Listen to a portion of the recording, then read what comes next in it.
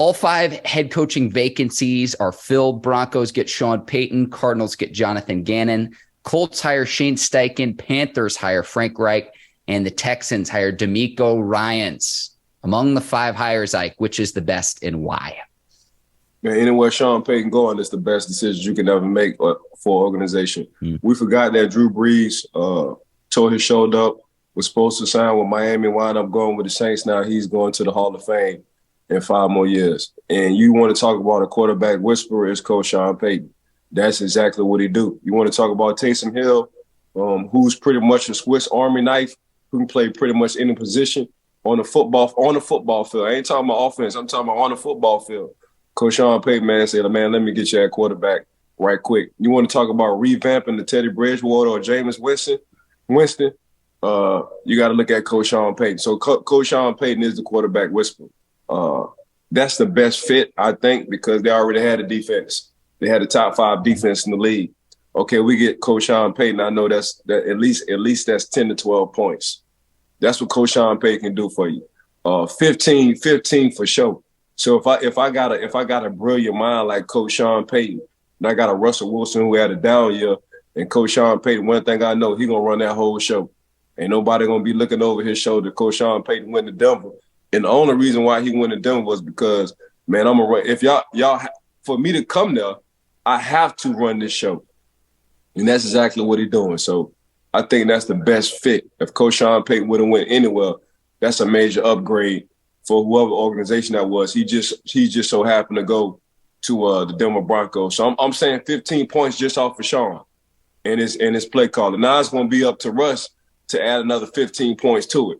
But when you got Coach Sean Payton, I know Coach Sean Payton for sure, and this is a man who don't even play.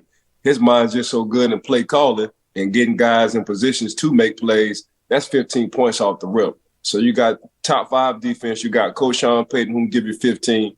Hopefully Russ can revamp his career and give you another 15. And the Denver Broncos is going to be exactly what we thought they would be this year because of Coach Sean Payton.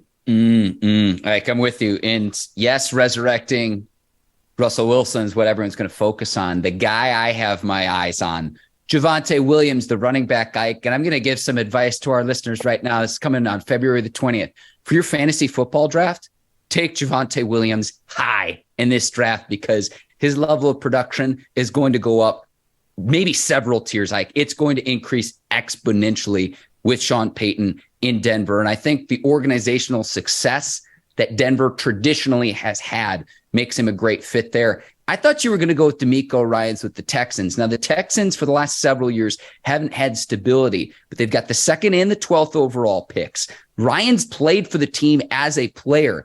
And I think about the personality that Robert Saleh brought, a former 49ers defensive coordinator, to the Jets as their head coach, and has completely changed the culture in that locker room. If you stick with DeMeco Ryans and give him several years, I think he's going to be able to do the same thing in Houston. Houston just needs stability, and they need to start to revamp their roster. I'm going to go with DeMeco Ryans here just to piggyback off you. I'd pick Payton first, but DeMeco Ryans is where I would go next, Ike, because you've got the 2 first-round picks this year, so you've got a little bit of a blank canvas, but you need to revamp the culture in Houston. I think Ryans could do that coming over from San Francisco. Yeah. I love DeMeco. Watching him play and coaching, you just saw the temperature, the attitude, the vibe from the San Francisco 49ers defense, and that just carry on to the offense.